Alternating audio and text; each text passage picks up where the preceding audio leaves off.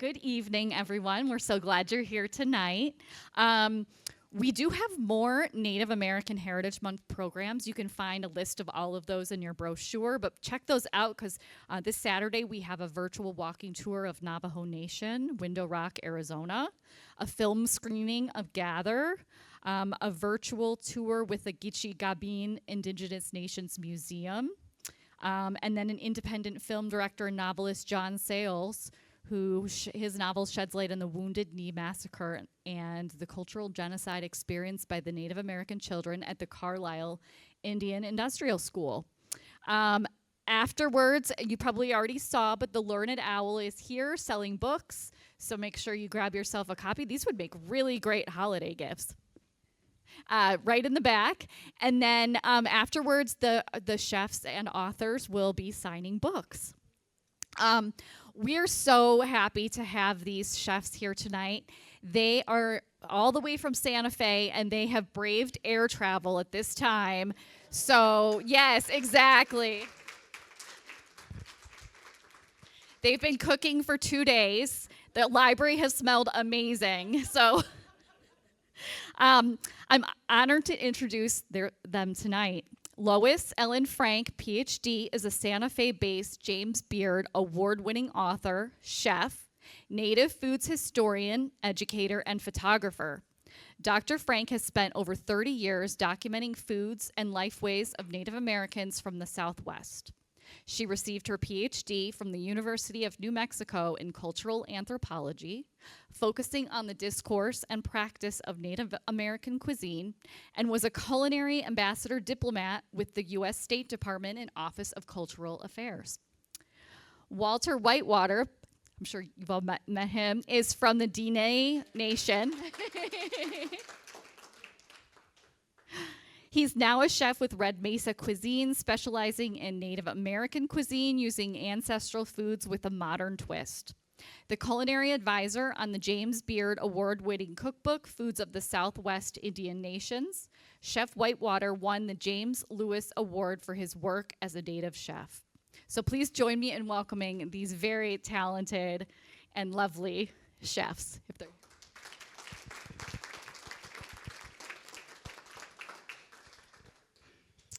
Hi, we feel so blessed to be here. Walter's going to be continuing to serve soup, so those of you that want seconds, you can go up and get it. We still have a big pot of soup, so. But there is also dessert, but you have to wait till the end to get dessert. Chefs always have sort of a secret plan. So we are honored to be here. We got to walk around the town and do food shopping. We have been cooking for several days. And these are recipes from our newest cookbook. We're going to do a little bit of history and talk a little bit about why we chose to do what we did and sort of the trajectory. And I'm going to talk for about 20 minutes, and then Chef Walter's going to talk. As we switch guards, we'll get the wonderful library assistants to help us serve the dessert. But if you want more soup and bread at any point during my 20 minutes, that would be the time to get it, because then we'll switch to dessert. We are very passionate about what we do, and I'm going to do the history. In my doctoral research, I broke down Native American cuisine into 4 distinct historic categories, and we're very Southwest focused. So some of it, the foods are going to be a little bit different in this area, but a lot of it is applicable to what happened over time. So where's our tech person? Huh. There we go. Maybe I have to stand on this side, too far away. We believe food is a gift to the ancestors, and in all of our lineages. You know, the thing that's really interesting when we talk about indigenous or indigeneity is that every person on this planet is an indigenous person to this earth. We all have a lineage that goes to a place. And when we identify with that and when we reconnect with that, we become responsible for this mother. We call her Turtle Island. And that makes all of us stewards. It can't just be left to the native people to take care of the earth. It has to be all color, all nation, all ages, all people. So we all are earth citizens, indigenous people to this planet. So this knowledge of these foods is very, very important. And we believe that food not only feeds the body, which it physically does, but it feeds the soul.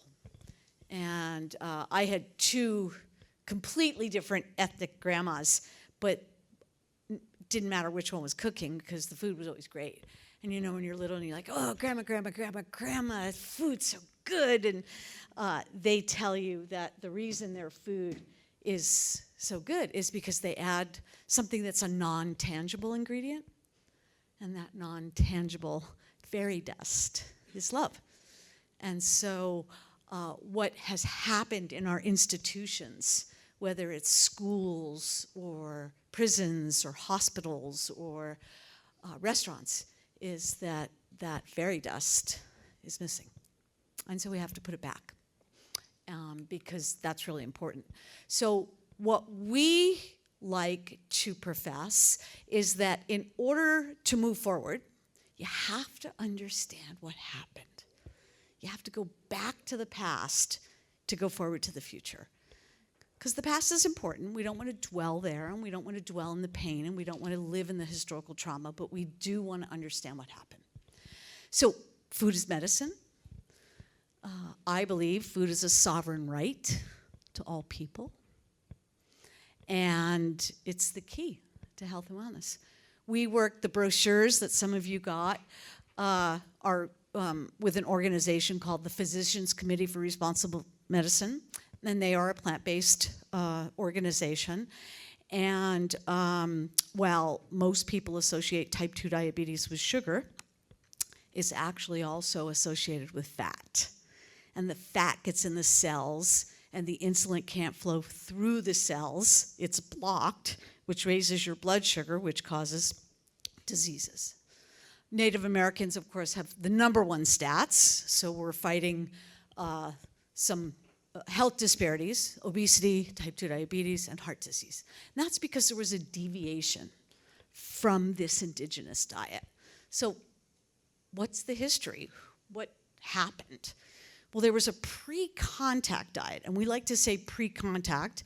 I teach on the college level at Institute of American Indian Arts, which is a small tribal college in Santa Fe, and my students like to say pre-invasion, which we could, semantically that doesn't work for me because I don't feel that Columbus set out intentionally to invade. He wanted to be in India. He wanted black pepper. Black pepper was prized and very valuable. He used faulty maps saying the earth was flat. The earth is round. There was a continent in the way. So it really was about accidentally stumbling upon a continent with a globe that was round when searching for India. People here are called Indians because he wanted to be in India. He didn't want to be in the Americas. And he faced his own dilemma. He could have gone back to the Queen and said, "You gave me crappy maps." And then off his head in 1492, right? Just chop everybody's head off. That was sort of the thing to do. So I like to use pre-contact. Some people say pre-colonial, and those terms work better for me than pre-invasion. First contact, 1492 moving forward. Government issue. This is the most painful in U.S. history. The relocation, displacement of Native people. Oklahoma was Indian territory. It's the only state with an allotment system, so it doesn't have a reservation system. And then where we are now, new Native. So what we're doing is taking old food and making it new, right? How does it work in a commercial kitchen? How does it work at a home kitchen? How do we make it for tons of people? How do we modernize it? So pre-contact, 15,000, give or take, to 1492. First contact, 1492 into the 1800s. And as ingredients from the Americas make their way to Europe and other parts of the world, ingredients from Europe and other parts of the world come here. So there were 8 ingredients, and that's what this new book is about, the magic 8. Corn, beans, squash, chili, tomato, potato, vanilla, and cacao. Deconstruct that. No Italian tomato. We went to the little tomato restaurant right down the street. No. Half their cuisine's gone. Okay. No Irish potato. Britain had fish and no chips. Sorry. Asian food, no chilies. None. African cuisine, East Indian cuisine, Greek cuisine, no chilies. And then areas that we now think of as delectable for their vanilla and their chocolate, France, Belgium, Switzerland, no vanilla, no chocolate. So completely different world, completely different cuisine. So we do credit Columbus with facilitating this exchange. It's called the Columbian Exchange, bringing foods from the America to Europe and other parts of the world. But foods from Europe and other parts of the world come here. The biggest and most profound change in the indigenous diet, the introduction of the domesticated animal and their byproducts. There was no dairy. Native people only hunted wild game. Did someone in some tribe try to milk a 2,000-pound lactating mommy bison? Once. That's all it took. That milk is for her baby, right? We're the only mammal on the planet that drinks another mammal's milk. I find it to be a complete oddity, to be honest. So I did a little research. Well, the cultures that use dairy do so, the evolution of this, because almost all humans are lactose intolerant. We're not designed. But if you go into Ireland and Scotland and England and Germany, they're all parts of Russia, parts of Ukraine. They all had royal courts. So the royal courts, and that's where the profession of chef was born, to feed the royal court.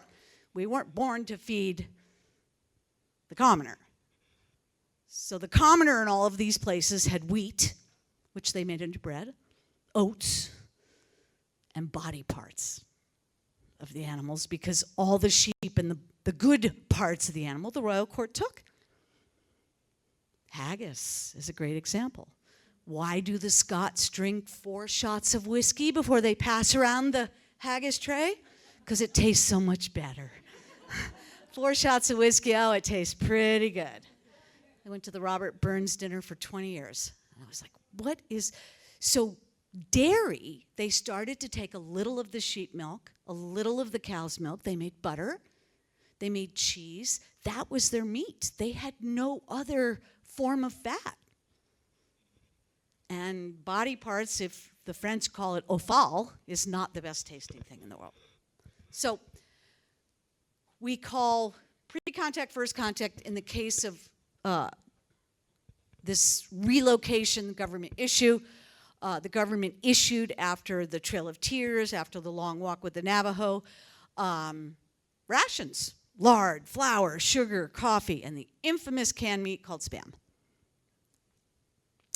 And it was doled out twice a month, just enough so you weren't starving, but not enough so you weren't hungry, constantly hungry. And where we are now is the new native. And the new native is, for us, the most exciting. So let's look at the pre-contact. What were some of the foods from this period? This is a really good map because it shows some of the dominant foods from different parts. So here's New Mexico. We had chili, we had a little bison, lots of pine nut.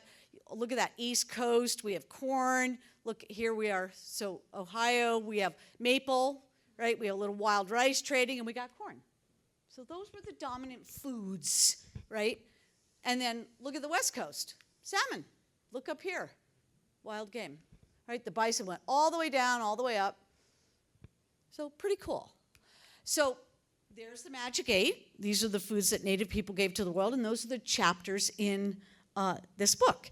And while Walter and I are not vegan, we do work a lot with doctors and a lot with nurse practitioners, community health representatives, diabetes educators, cardiologists, and they're all saying the same thing. people in the United States don't eat enough plants. If you look at the standard American diet, and what do those acronyms spell? Standard American Diet, SAD. Scary. It's high in fat, high in sugar. Everybody thought meat and potatoes was the rage. It's terrible. Terrible for you. I grew up with my mom, and we had Swanson dinners, and we thought, oh, the bomb. Terrible. Just terrible. So this post-World War II Industrial Revolution and the processing of foods has gotten us away from health. The United States has the most obese people in the world. We travel and people are like, oh, they're not from Europe or somewhere else. They're from the United States, which is pretty sad. And we go to these big box stores and we think, oh, wow, look, $5.99 for 12 cinnamon buns at Sam's Club. It's a bargain. It's not a bargain, guys, because when you get obese and you get diabetes and you get sick, the only people benefiting are the drug companies giving you the metformin and the health insurance companies. The rest of us are paying for it. It's not a bargain. You're better off buying one $5 muffin that takes you like 20 minutes to eat because it's so dense. Even though you don't think it's a bargain, we have to shift our brain. We have to shift the way we do this. So corn in native tradition and corn in the Americas is the indigenous grain. Wheat, the indigenous grain to Europe. Rice, the indigenous grain to India and Asia. But corn is all of these things. It's all of these things. It's way more than just food. Beans, we don't eat enough. Instead of butter on our bread in the morning, we should be doing hummus. And the only reason you get gas with beans, because you're not eating enough of them, once you have those enzymes, just keep eating a little each day, and the enzymes you won't have any of those effects. It's so healthy, low in fat, high in protein, reduces blood sugar. I mean, all the doctors, beans, beans, beans, beans, beans, beans, beans, that's all I keep saying. It's so healthy. This is my favorite bean on the planet. It's called bavi. It's akmiel otam. It's a tepri. Squash is officially a superfood. Butternut is the most healthiest food squash that you can. Start blending it, putting it in everything. Just as much as you can. Manganese is its claim to fame. It boosts bone strength. Amazing. And I know, but all these great grocery stores sell us already diced, peeled pieces of butternut squash. So if you're too busy, just buy that. Toss it in a pan. Yeah, it's so easy. Only Italians do the male and the female. So the female has the fruit. So there's a good example of the fruit. You can eat the fruit and the blossom, but if you eat the blossom when it's too early, it doesn't have fruit. So most of the cultures that use the blossoms use the male. You only need 1 or 2 male in the squash patch to fertilize, as long as we have bees. Important. And so these 3 are the 3 sisters. They're a family. They love to grow together. They want to grow together. And the way they grow, corn needs nitrogen, beans give nitrogen, squash has big leaves, it shades the ground, no weeds. Perfect, perfect, perfect. Oh, good, he's getting more soup. Good, good. Yes. Anyone else? Now's your time. Chilies, lots of medicinal qualities. So before citrus was introduced, amazing. 1 green chili has the same amount of vitamin C as 6 oranges. And who's going to sit down and eat 6 oranges? So they add flavor, they add nutrients, they're amazing. I can't stress. But chilies do something that is so amazing physiologically in the body. When you eat a chili, it goes to the brain. So chilies do what only exercise, chocolate, and sex do. You're laughing. Chilies and chocolate are the quickest, easiest way. The other 2, you have to work harder. Way harder to get that same feeling. So you eat the chili, it goes to the brain, and you're like, The reason you sit at the bar shoveling in the salsa, because the only way to release that endorphin is to keep doing, eating the chocolate or eating the chili. That's why it's addictive, right? And it's a feel good. It's a pain mechanism. You feel good, so you want to keep doing it. That's athletes call it the zone. I'm in the zone. I'm in the zone. What does it mean? I'm in an endorphin high. You know, if you've ever done like boot camp, you know, these physio. I used to look at the clock every 7 minutes. Oh God, when is this going to be over? And then once my body started to remember, I could go 27 minutes in. Yes, there's the high. Go 27 minutes again, and the class is over. But you know, we have to work up to that. It takes time.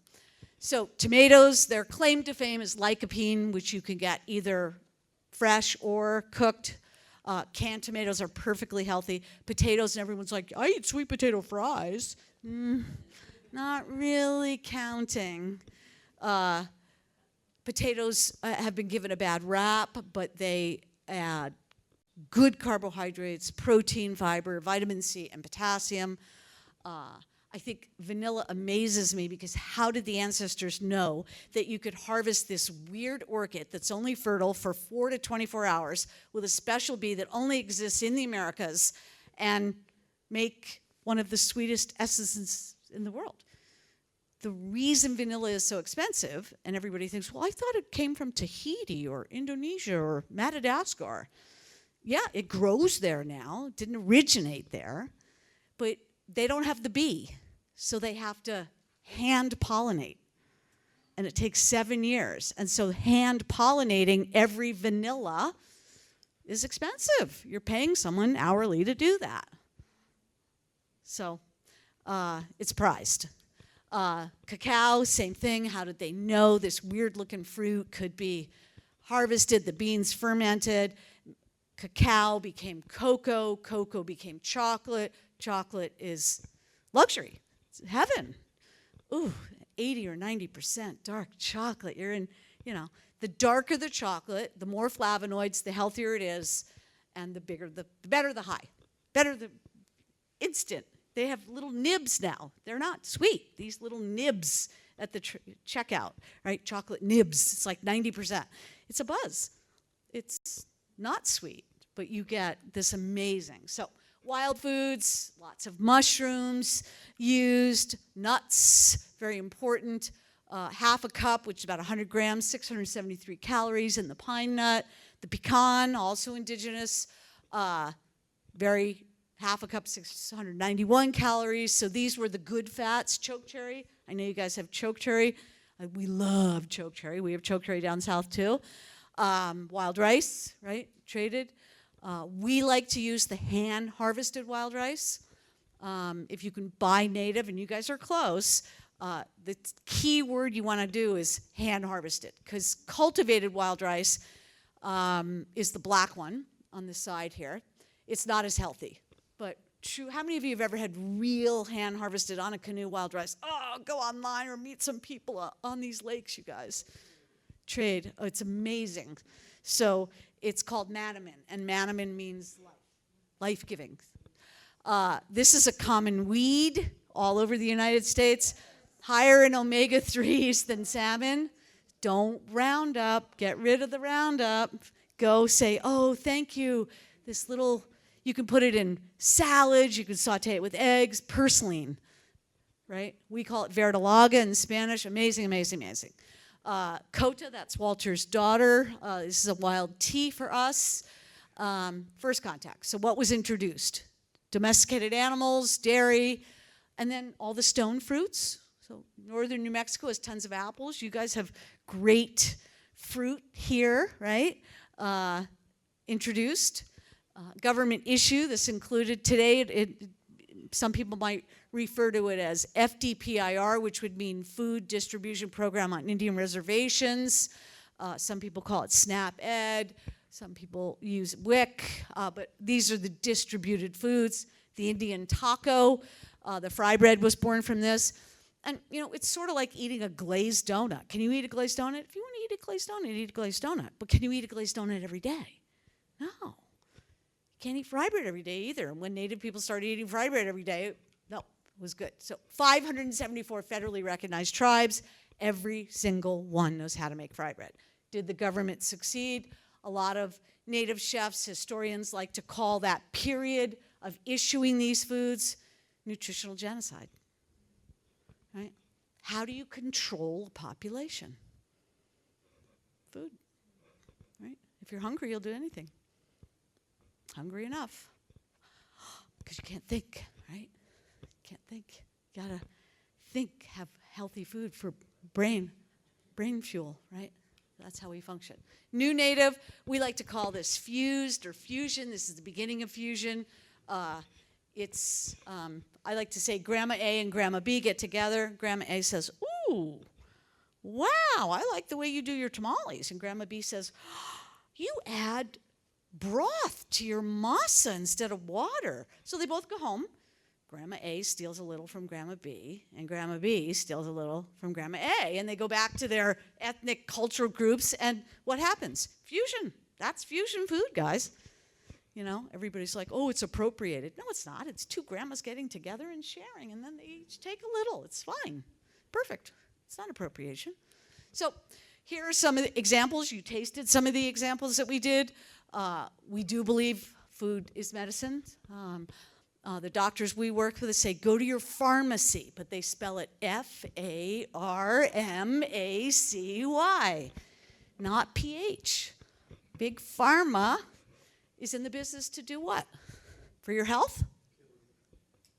Kill you. Well, they want to make money. I think more than kill you. I think they just want to make money. So if they can make money and you're a little sick but not totally sick, if you're dead, they don't make money.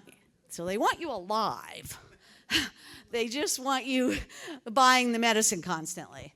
So I use the term TEK. Every culture in the world has this. It stands for traditional ecological knowledge, knowledge based on an area.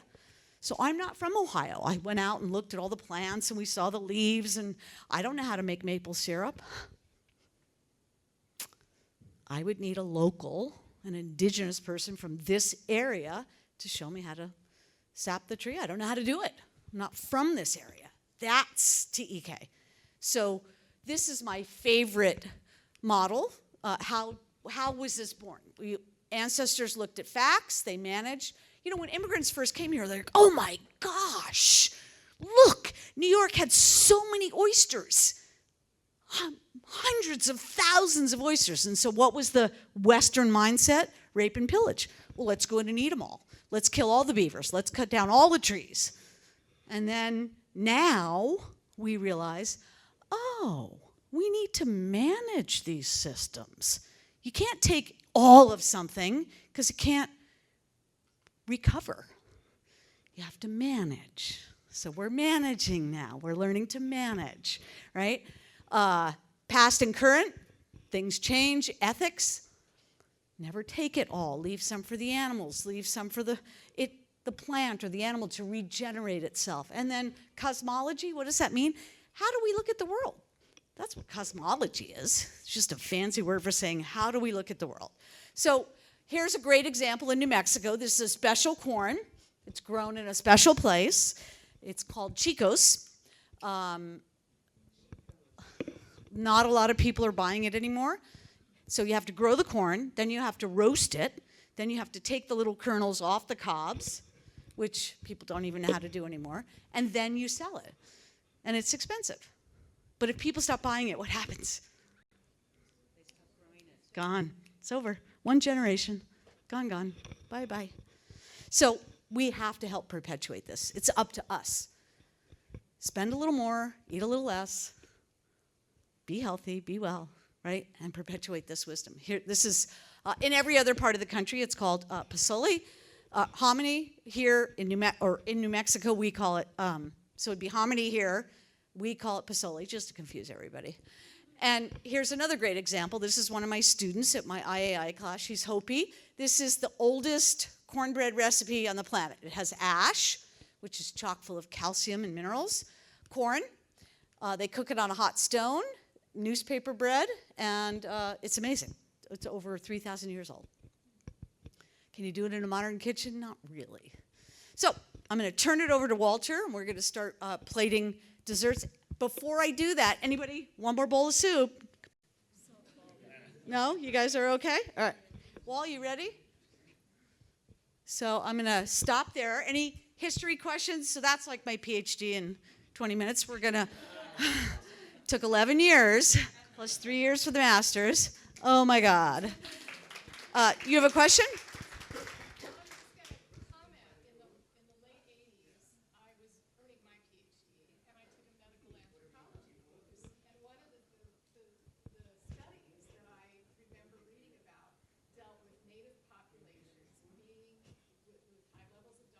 Right. They were experimenting with using traditional food. Right. Is that about, I don't know when. We've gotten people off their meds. We have people in wheelchairs, morbidly obese, that can't move, that in 6 weeks they're moving, they're off their meds, they're cutting the meds in half, and then eventually, once we can get that fat into an area where the body can recover, they're off their meds completely. But you know, as you change your diet, as you become healthier, you cannot do this, especially if you're on meds, without a healthcare professional. I can't stress that. Don't try and do it alone. Work with your healthcare professional, because if you're on a blood sugar lowering medicine and you change your diet to increase what we call plant forward, and then you don't need to be on those meds, but you're still taking the meds, you're going to have, your blood sugar is going to be too low. So, yeah. So let me turn it over to Walter. Where is he? Wall. I'm in the kitchen, yeah.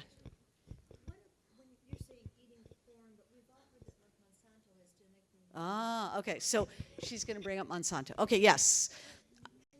We're going to mitigate that. Wait, let me just address that. If you buy something that's certified organic, unless that food company is breaking the law, it cannot be genetically modified. It's against the law. Now, they could be breaking the law and lying. That's a possibility.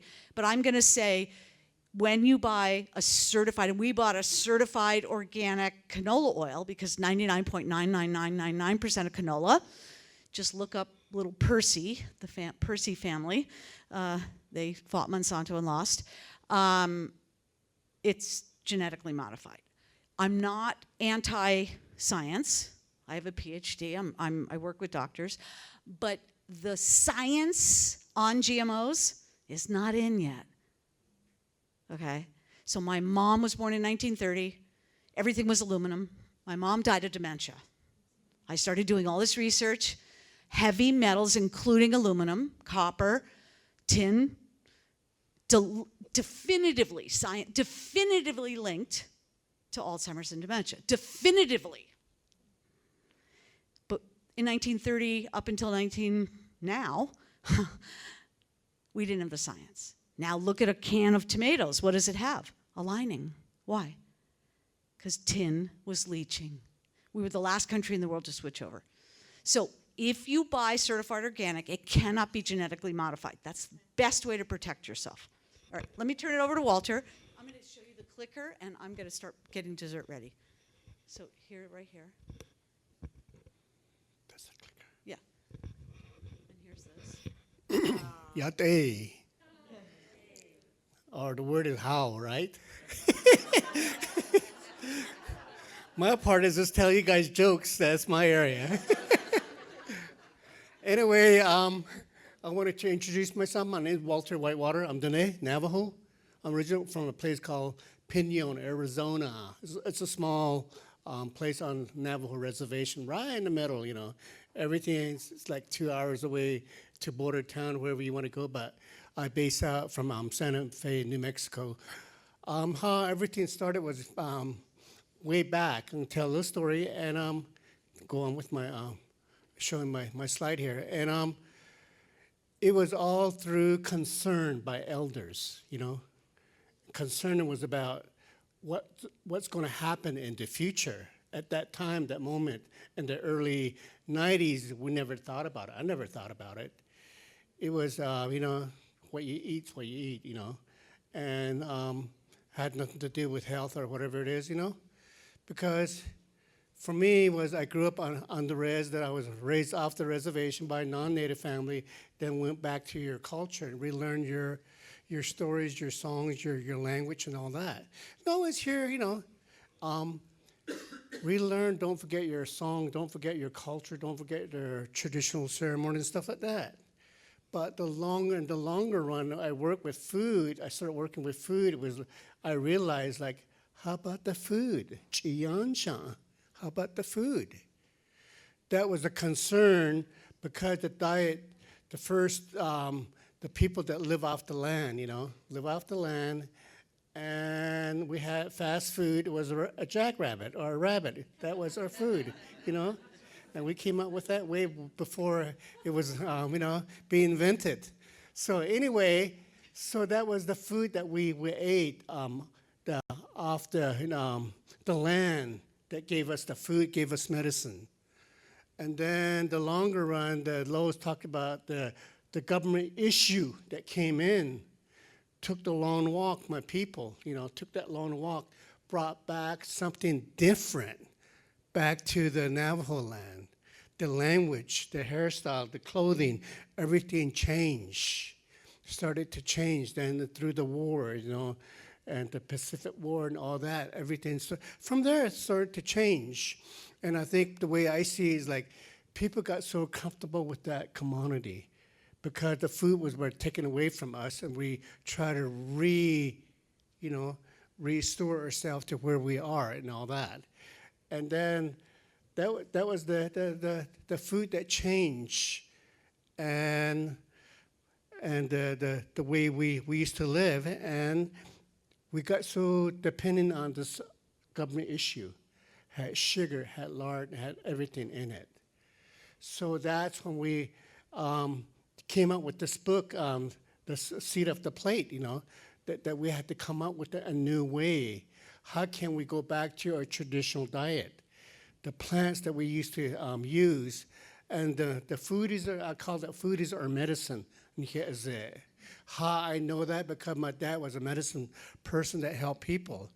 And realizing, cooking with him, smelling and tasting the food, the herbs, saying, where did you get this plant? And he's telling me about this is how we use for healing. And I realized standing there that, food is our medicine. So I start realizing a lot of the herbs that we use in our food for flavor or oil or whatever it is that we use, that's what we use in our ceremony. The medicines, even though, it's medicine, but in another way, it's our food. And that's what I'm going to show you here.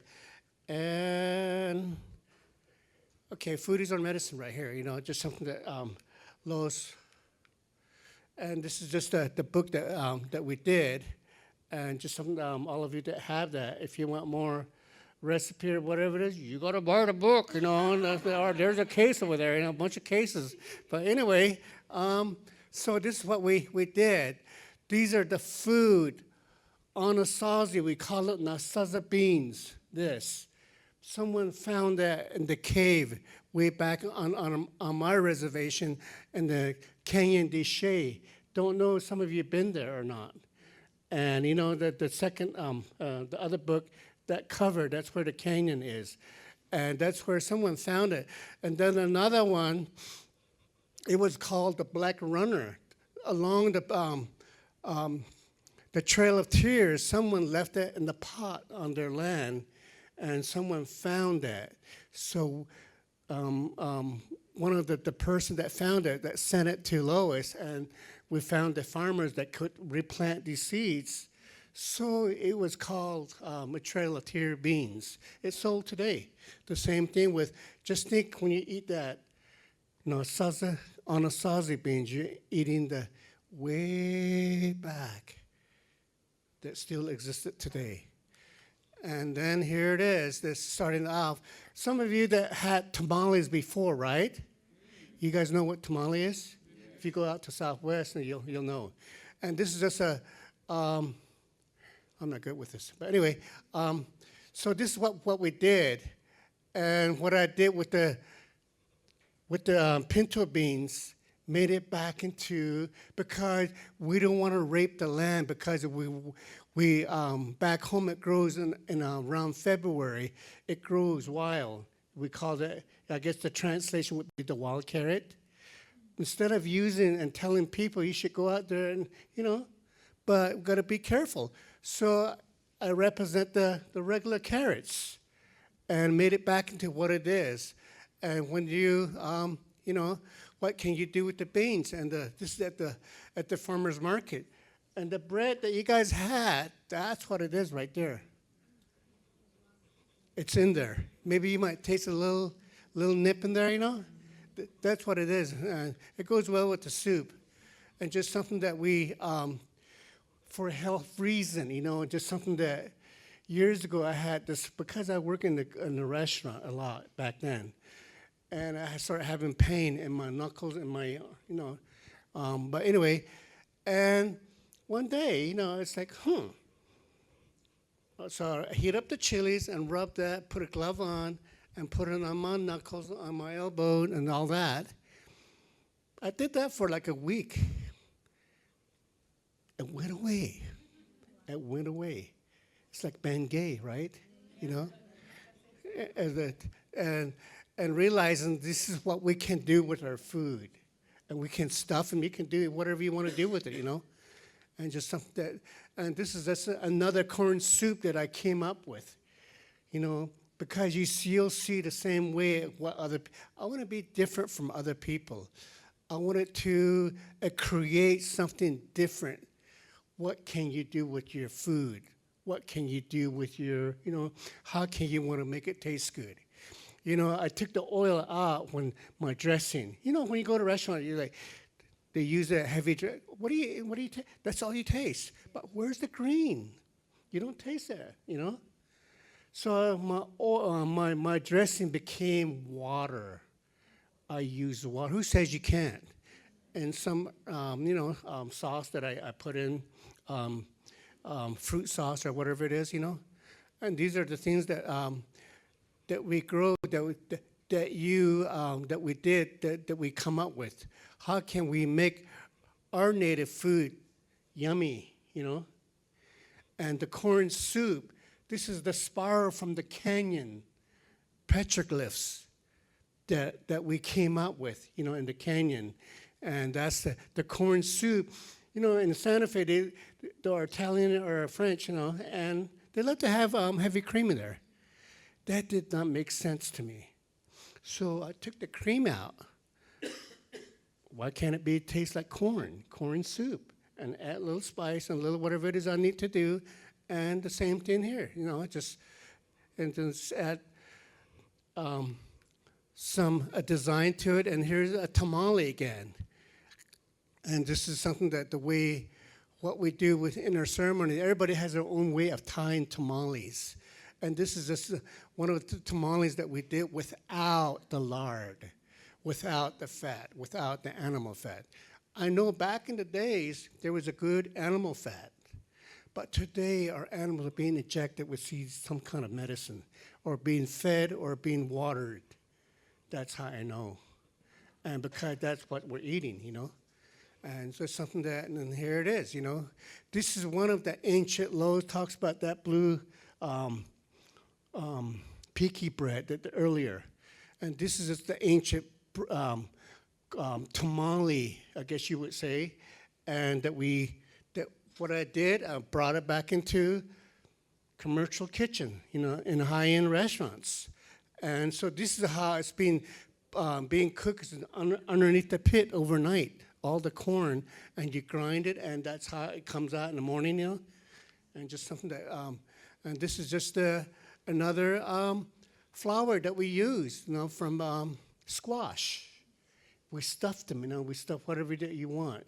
And I always try to stay away from other stuff that I'm not really heavy cream or sour cream or whatever. I come up with something else how can I make it like that, And this is this is one of our instead of using oil fry bread, we call no fry bread. Lois calls that because it's cooked on ash, on the pit or on the fire, and so that we made it back into a lot of people, different tribes. They say Navajo taco or Hopi taco, or people are like pulling from there. I don't know who started out with it, but that's a little war that we have between Native people. You know, if you go to a powwow, you say, "Oh, I thought it was a Navajo taco." And that's what you're eating right now, you know. There it is.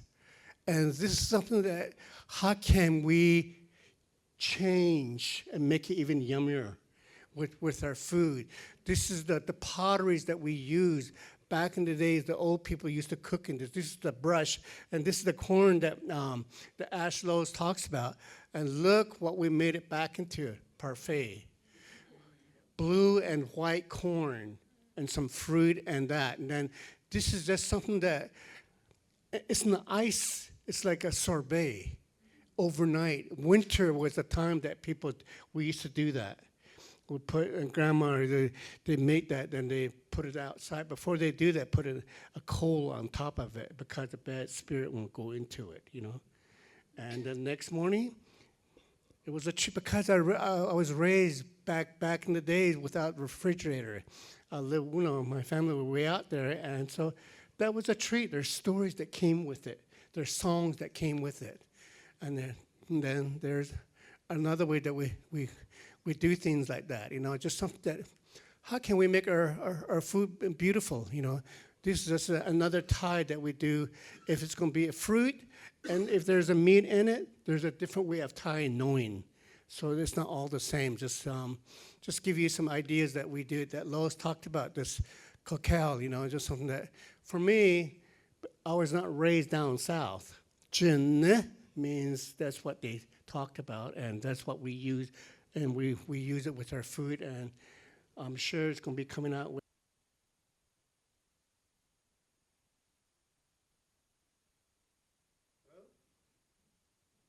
Anyway, so this is just another word of cooking. So there it is, the Anasazi design. As a native people, you hear about Indian market and stuff like that we do on the red, and just. So anyway, we love art because I love art because I used to make jewelries, you know, just something that it's all from whatever you see, you make it back into I brought this back into the food, you know. And this is the cactus that we use. And this is the cactus my people survive on. And the Indian nation, you'll see there's the recipe in it, you know. And there it is. And that's how I wanted to come up with, so you want it to be able to eat that because it regulates the blood sugar, as they say. And then this is the things that the people that we work with over the summer, and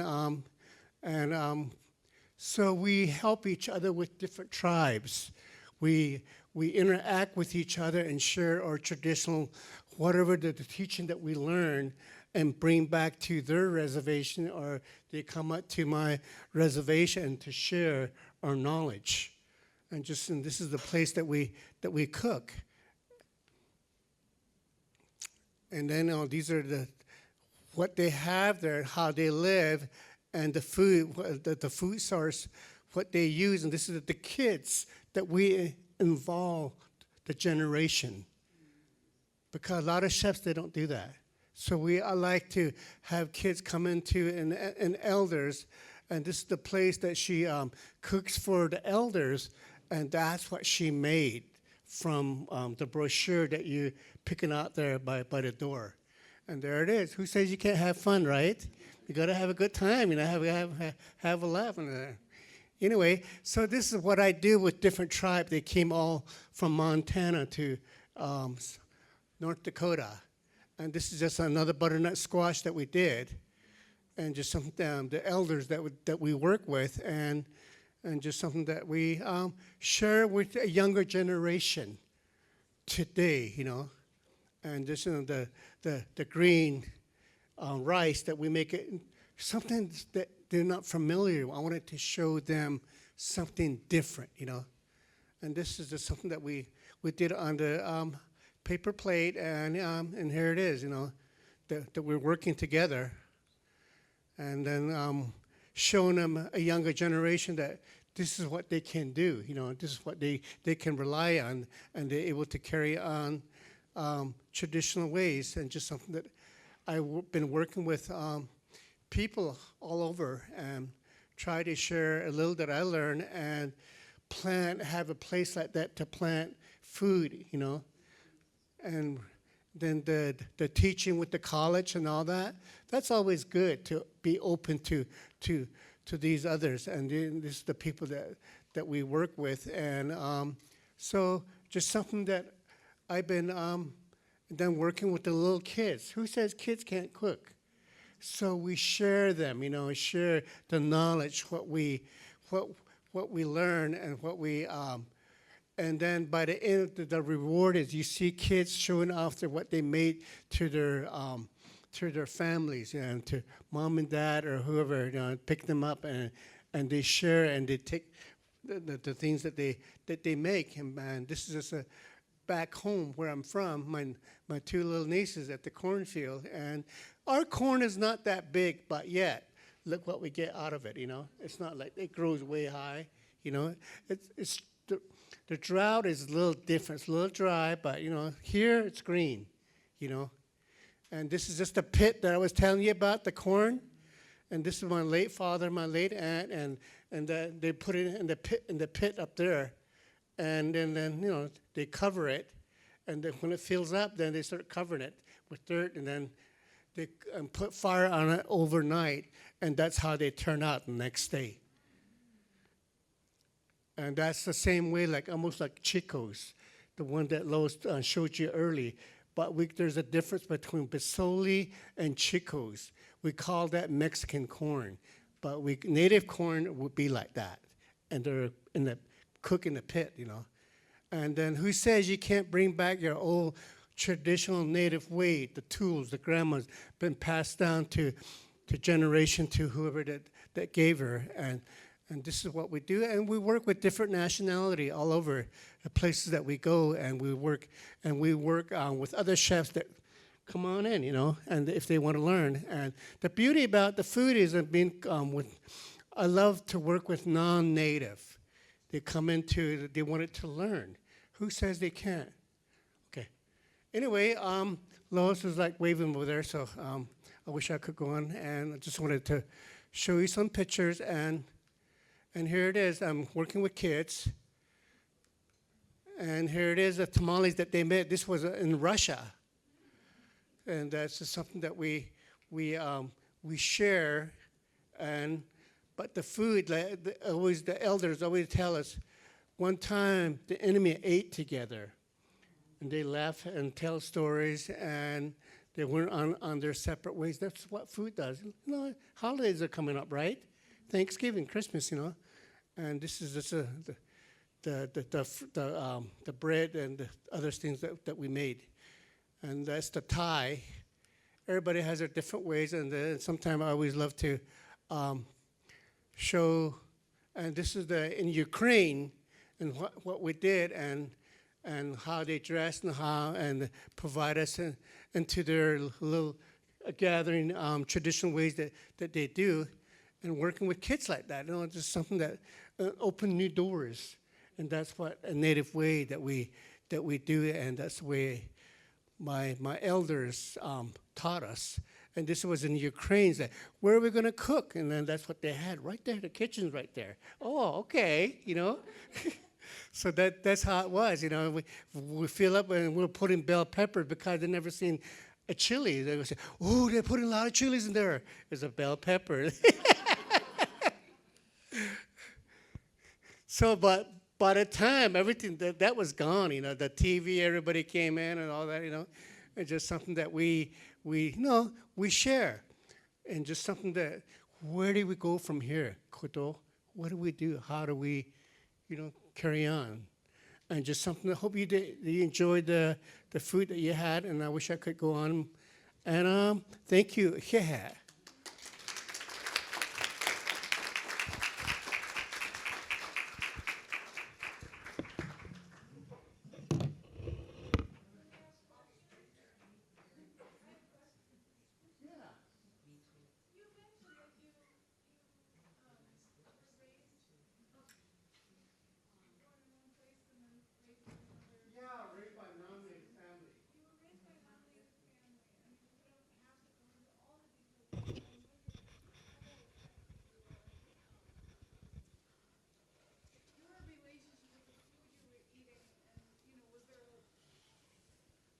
Okay, so Yeah.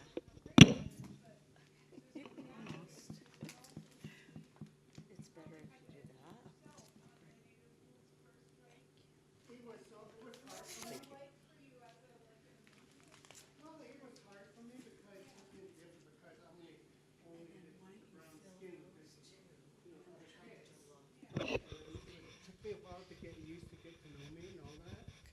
And wood, there's something that you have to be good at, and you know, gotta be good with a good player, whatever it is. And that's how it brought me into being part of it. And from there was no, you're no color, whatever it is. But yeah, you lose culture, but you go back to relearn what you. Do you want to come up here and we'll just wrap it up? Okay. So everybody should have a dessert. And we still have 2/3 of a pot of soup. So we have a zero waste policy because all of these plants and all of these things gave themselves to us to feed us. So we're going to propose that either you take a clean bowl and bring it home. We can cover it with foil or so at the end, after you get your signed cookbook, please take a piece of cornbread and some soup, which we'll dole out so we have zero waste. We still have some for the museum, library staff. We'll feed them, but there's more than that. So they told us 85. I don't know how many people are here, but anyway. So we're just going to wrap this up. So the question is, where do we go from here? And, everybody hears about the boarding school era. Walter did go to boarding school when he was young, and then he was raised by a foster family. And the reason is because it's so remote where he is, his family wanted him to have an education so he could succeed. And the only way to do that was to move, 5 hours to Phoenix, right? From where he is on the reservation. Now it's a little different, but let's take a look. I'm going to invite all of you to join this movement. It's called the Native Foods Movement. And we need land. We need seeds. We need farming. You guys are in prime area to do this. We need nutrition classes. And then what happens is everything gets revitalized. Everything that you eat, you become part of this movement. So we can buy grown. We have the internet. You could go online and you could say, hand harvested Native American wild rice. Boom, buy it. Because what does that do? Well, that saves everything.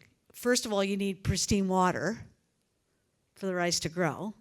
Then you need the TEK to build the canoe to go on the water to harvest the rice. And what we do is way bigger than just buying a pound of rice. We perpetuate everything associated with that. So it's huge. Everyone's like, I'm just one person. I don't make a difference. No, wrong answer. The power of one is huge, right? Because 1 becomes 2, becomes 4, becomes 8, becomes, it just is massive. So by Native, we can come up with new ways to make foods without the fat. Everybody makes tamales with the blue box. What's the blue block? It's port lard. Well, it's too fatty. The tamales are dripping with grease. So the doctors said, you've got to get the fat content down to 17%. Well, okay, it's at 80%. So we took away the blue box, and now we use sweet potato to bind it, 0 fat. Or we use a plant-based fat that's organic that you can buy. So this spiral is amazing because this is knowledge in all of our lineages, and it spirals outward. These 4 dots, 4 generations, child, adolescent, middle-aged, and elder. If any of those generations doesn't carry on, the story, the song, the prayer, the recipe, the language, boom, it's gone. 1 generation. I don't know about you guys, but my mom's gone, and I'll be showering, and I'm like, oh, what was that spice she used in her pasta salad? Like the stupidest thing, and I never asked her, and now I can ask her.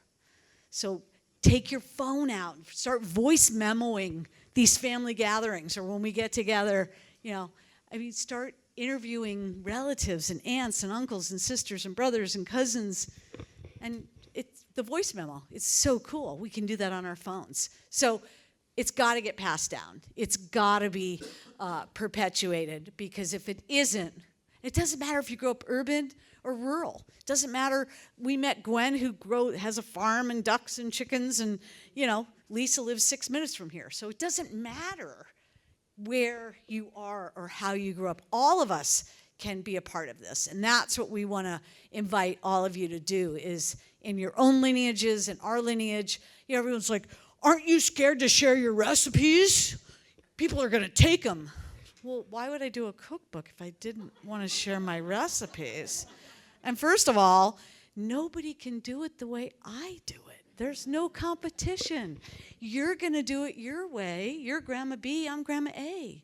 We might share and steal a little from each other, but no, you can't. That's why a recipe is so cool, is because you can do a hands-on cooking class and everybody makes it different. It's the same recipe. So add a piece of yourself. Have fun with it. Perpetuate it. We do this with partnerships. What's a partnership? So we like indigenous partnerships where the indigenous agenda takes priority. But places like libraries and historical societies and all of these organizations, it doesn't matter if they're native or non-native, we have to have partnerships. If I live on the river and I'm really a good steward, but the people to the north of me pollute and the people to the south of me pollute, how much difference am I making? I got to get my neighbors to join me. We have to have all color, all people, all ages to really do this steward. We need to acknowledge everybody, self-knowledge. Everybody has a perspective. What's so great about the kids is they're like, and you're like, never thought of it that way. And they're like 4, and you're like, maybe I need to think like a kid more. Maybe we've been like conditioned, right, to be adults and be responsible. Have fun, right? Listen, positions of power, have respect for each other. Listen. Maybe you'll learn something. Time, reciprocity, and then the end result, everybody walks away benefiting. Everybody. So we change. We literally shift. We change. We do a new paradigm. We activate, we create, we transition, we use teaching method, we strengthen communities, we identify and assure accessibility to safe, fresh, healthy food. We all need safe, fresh, healthy food. If it's poisoned, we're bummed. It's over. You're worried about GMO. Yeah, they don't have to label here in the United States. We're the only country in the world still using GMOs. The only country in the world, guys. If you buy organic, you're going to force them out. We have power. So, use it. All right? And buy a book. We'd love to sign it. You got to take home a dessert and a bowl of soup and a piece of bread. We'll wrap it up for you. But just want to say thank you, Hudson. Thank you, Hudson Library, the Historical Society. If you want to take a screenshot or a postcard, keep in touch with us. Walter and I have dedicated our lives to this. We are here. We will help you. We will guide you. We actually have someone who emailed me, drove from Cincinnati, so it's almost 4 hours to be here. She emailed me and said, my pumpkin cake is falling. Is that normal? I said, yes, it's a dense cake. It's not fluffy. It's dense. And she said, I said, we're going to be in Ohio. And I said, but it's not exactly where you are. And she goes, we're going to make a trip and drive there. So yay! Thank you for coming, and thank you to everyone else. This Mo we met at the grocery store, and we said, we're doing a talk, so she's here now. Right across the street. So all of you, be blessed. Just thank you so much. And we will sign books. And, thank you.